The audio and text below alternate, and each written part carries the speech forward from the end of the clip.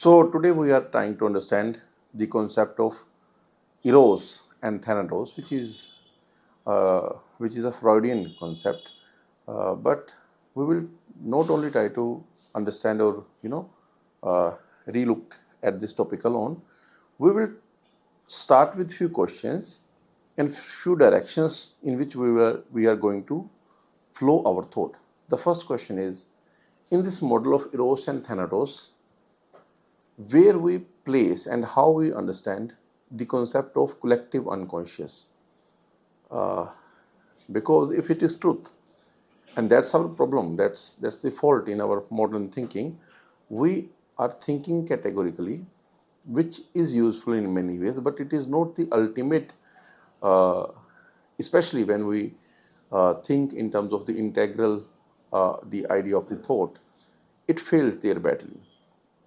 So, looking it back again, how we see the Eros and how we understand the Thanatos, then how it is related with the idea that we say that this man or this woman is full of life, or there is a magnitude of life in this person, and then we will try to relate it with the concept of the Prāṇa energy, the lively force in us, as per Ayurvedic, or more correctly, the Indian understanding suggests us. And we will also try to understand it through the idea of the Qi energy of the Chinese concept that we use. So let's start from the basic reflection. Thanatos, as we from the textbook or post-Freudian Freudians, those who are in Freudian thought after Freud, so they fail to help us understand that Eros and Thanatos are not the rigid structures. They were dynamic even in the idea of Freud. Freud see it as a dynamic process.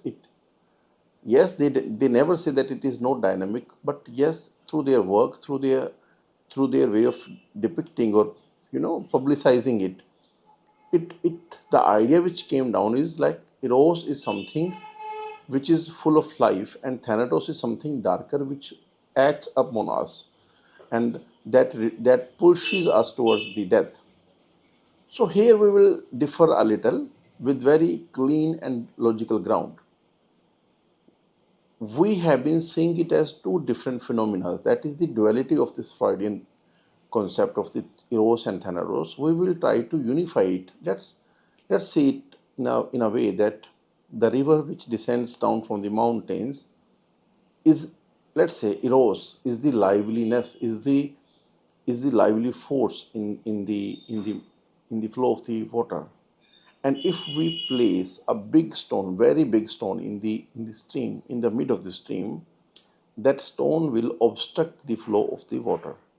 So in this case, we can say the flux of the water, which is flowing downstreams, is what we can loosely say as the Eros flowing through us. It is the consciousness flowing through our being, and obstructions, the stones there that we are placing, is a kind of blockage, that is Thanatos. So yes, Thanatos feels like addition.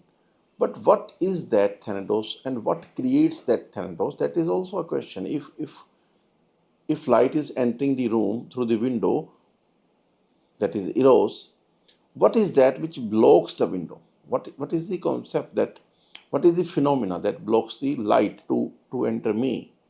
That's also a question. So yes, we named it Thanatos, but what constructs that Thanatos? How that Thanatos is constructed, that is also a question. So returning back to the idea that we were trying to explain, let's relook it in a new way now. What if Thanatos is nothing? It's just the lack of flux of water in the river by any reason. For example, darkness in itself is not a thing which is added in the room. Darkness could also be defined just as an absence of light. Darkness is there.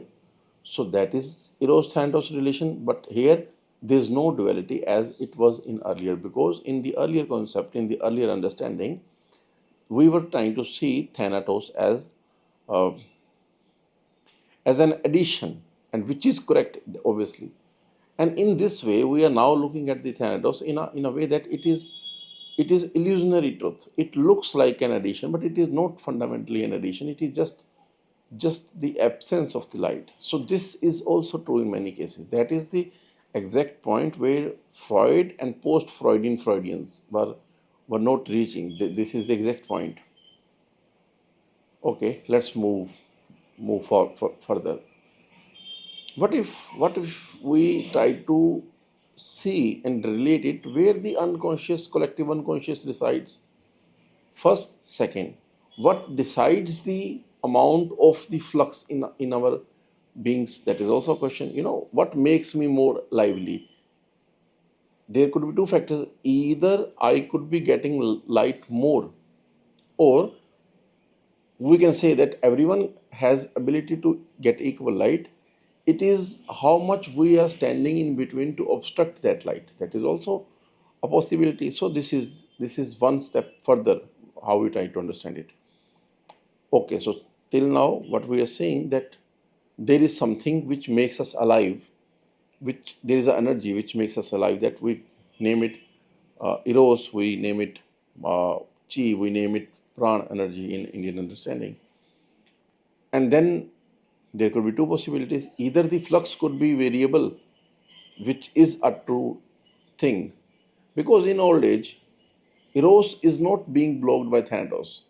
It is also equal possibility that Eros has been reduced because of age. So that's what old age is. We become less lively. We are not that lively. Uh, and in young age, if someone is feeling depressed, or someone is very, and I am seeing such youngsters a lot these days, that they are lifeless. They are just empty in a way. They are behaving on their minimal, uh, you know like our phone functions on the power saver mode. They seems like they're working in that field, they are working in that way. That is also a new kind of observation that we can construct around it. Let's try to understand it more deeper. I was in Egypt recently, and I saw that I have never saw, probably it is the biggest river in the world, that the Nile River which flows in the Egypt. It is such a huge water body. As a river, it is very huge, but it is very calm at the same time. And sometime I have seen a very small water streams, and it shouts like hell. So how do we see that? Shouting might sound that Eros is flowing in rigorous way, but if we calculate it, that Eros is, excuse me. So if we calculate that Eros is flowing in a very loud, in a very aggressive way, it looks like that Eros is very dominated. Eros is very, fully functional. But does it also ensures that that river contains a greater amount of water, or the flux is greater? No, nothing is greater. It's just the sound. A Nile has been proved, and Nile is capable. Every kind of Nile, a big river, is always capable to sustain the civilizations, because that's how it is useful to humanity. But a small stream might shout, but it doesn't have that magnitude in it. It doesn't have potentiality in it. It doesn't have that volume of water in it. So that's another scenario that we are trying to see. So what makes a Nile a Nile? Let's understand it in a different way. When water is flowing through a stream, through a narrow stream of the mountainous trail, it also suggests us that this water stream could not be big in past. It either it is new stream, or it has been always this much in terms of volume.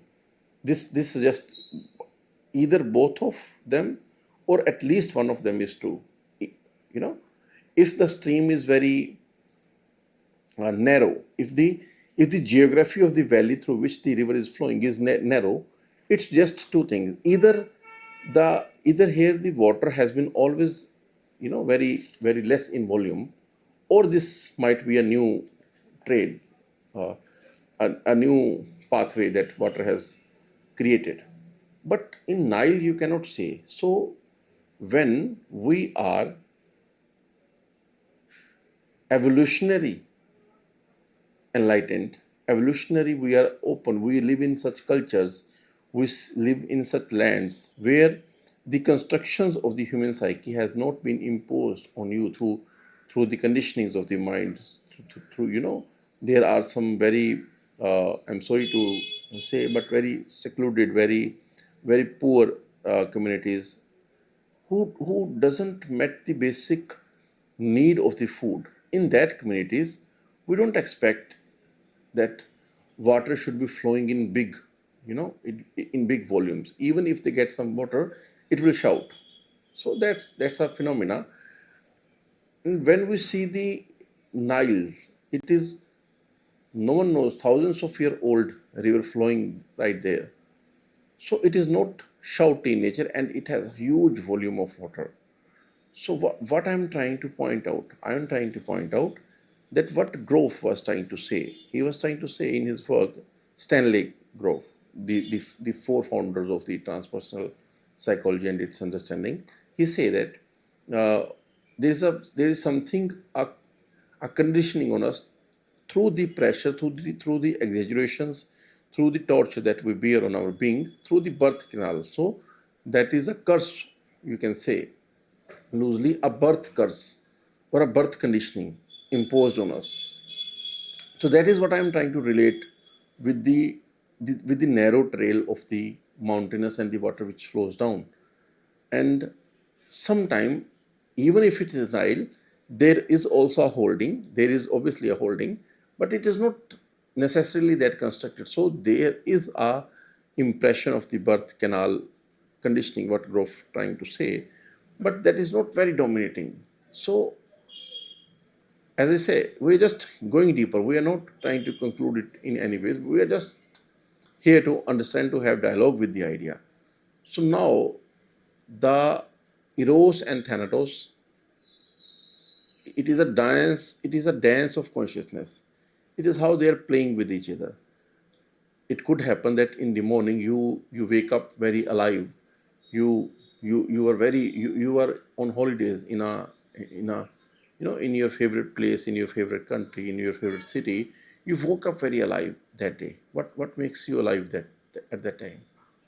What you have left behind in the mind? What new has been added to you? Why the energy is flowing more in you? That is a question.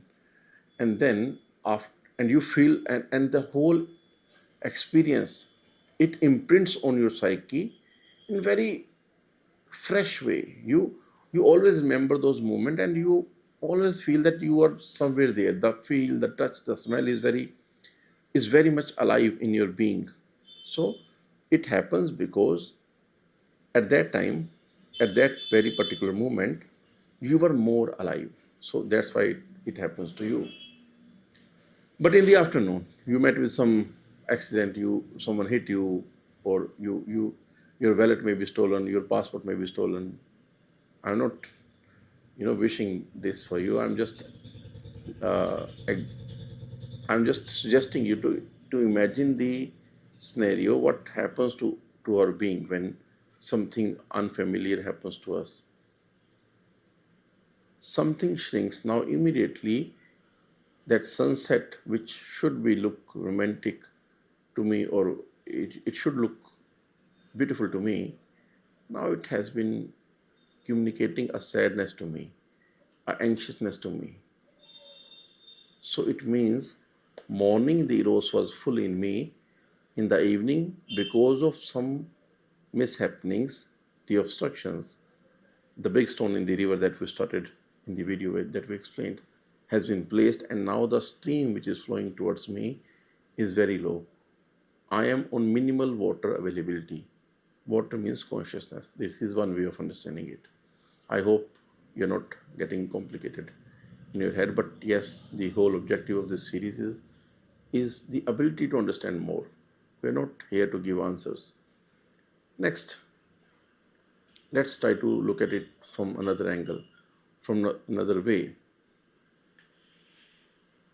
The the Nile River, the hugeness of Nile River, and the mountainous stream. Let's call it conscious. You are aware of that, and where it ends in the sea, that is unconscious. You know it ends in the sea, but you're not able to see that exactly right in the moment. You cannot see that. Yes, you can go there and you can see. That's a different story, but yes, currently it is, metaphorically speaking, it is unconscious. So where is collective unconscious, if it exists? How do we imagine that in this model? The water of the skies, the water which has been evaporated in the sky, we in Ayurvedic understanding we call it antariksh jal. You know, in if I try to convert this word in contemporary English language, I can say something like the water of the skies, or the cosmic water, maybe. No, it is not a good word. Water of the sky. It is good. So we can say it, the water of the sky. Yes, it sounds good. So that is collective unconscious. It is always there, but it is not exactly visible, or nor you can reach there. But yes, conceptually it is there somewhere, and that's the idea that we can help the understand that what is the idea of the collective unconscious. So where does this collective unconscious goes now? This collective unconscious then falls again back on the mountain peaks in the form of river, or get condensed there in the form of ice. That ice melt and then again makes the water stream which was in the very starting flowing down through the mountain stream, and which makes a river. This is how the consciousness itself is, taking different loops, and the loop of that consciousness is completed. That's the circle, and we call it samsar in Indian understanding. Samsar means the cyclic cycle. Yes, the cyclic cycle we call it. This is samsar. Such a beautiful idea. So where we are standing right now, we have seen how the Eros Thanatos is not something. What helps us to let the Eros flow more through us? What helps us in that? That's a beautiful question. The more we are fearful, the more we are anxious, the more we are, that is different inquiry. We will talk about this in another day, but I'm just loosely speaking, because just saying that you shouldn't be fearful, the life will flow more in you, does not make you fearless. So it is not that easy, but yes, this is how we will initially try to name it, that uh, the more we are full of life, the more we are truthful, the more we are honest about our beings, the more we have the realization of our own understanding of our own being, the more we are imbibed in that understanding, the more light will flow through us, the more we will be awakened, the more our eyes will be wide open, the more there will be a spark in the eyes also. And that's the understanding in Indian system. We call it rasa. Rasa is not only the waterous nutrient or lymph. Sometimes people try to translate it. Ras is when someone dances. We call it, and if she is dancing beautifully, we call it, there is a ras in watching that. There is a taste in there is ras is even more substantial than taste. But when the movement starts speaking to you in a very beautiful way. We call it ras. Sometimes we are lost in music, and there is a state when there is pure bliss, there is pure elixir. We call it ras.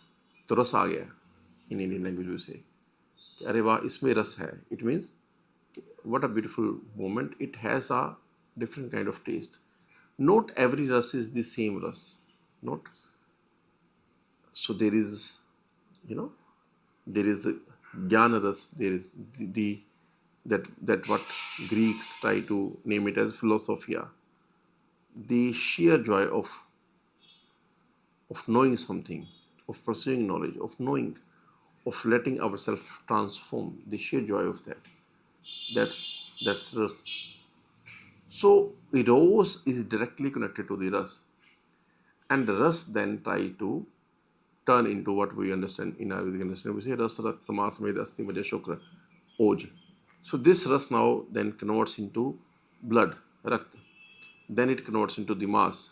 Then it comes into the mass means the skin. Then it turns into the med, the adipose tissue, the fat. Then it turns into the bones, asti. Then it turns into majja, the bone marrow. Then it turns into the sperm, semen, or in women's the ovum. We can relate with the eggs, simple way we can say. And that then turns into the immunity. When we say immunity, it is not just the ability to protect us from disease. It is something that is substantial, that fights for you. You know, it works from psychological perspective also. Well, let's call it psychological immunity. So that's also a kind of immunity. So that protected sperm, that protected the sexuality, celibacy, the idea of celibacy, which has been ritualized these days, which has lost all its flavor, all its essence, and it looks very ascetic and very pessimistic. But yes, it when it was started, it has some substantial magnitude that we can think of it. So where we are standing right now, we started from the simple concept of Eros and Thanatos. Turns out that Eros is the creator of all the fortunes and the experiential bliss of this being. So I guess that's the whole point. The yogic practices, the spiritual practices, the bhakti tradition, the gyan marg, which I stand by, the way of knowledge. All these align us phenomenologically speaking in a way that it just supports the flow of eros through us. And when that eros starts flowing in us, we feel a profoundness in our being. We are more energetic. And from here, right here, a new tradition starts, a new problem arises. Sometime the higher flux of the river causes flood.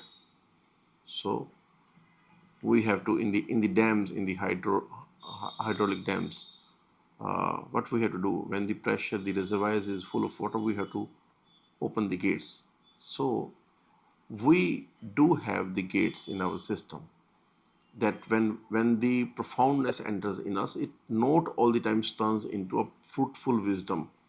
It sometimes turns into the self-exploitation cycle, and that is the concept of the energy gates in the body that we use not in a useful way, just to exploit ourselves more. So where we are trying to end it, it obviously makes sense that in the next video we have to, and we will definitely talk on these energy gates and how it is connected to our being, and what will happen that when we are opening these gates unconsciously maybe, and what will happen to us, and how to protect that energy, how to hold that energy within our beings and give a structure, the inner structure, which turns this being towards enlightenment. Thank you. We'll meet in the next video. Hopefully, if you are not bored, if you are not fed up with this video, we will try to continue this journey. Thank you.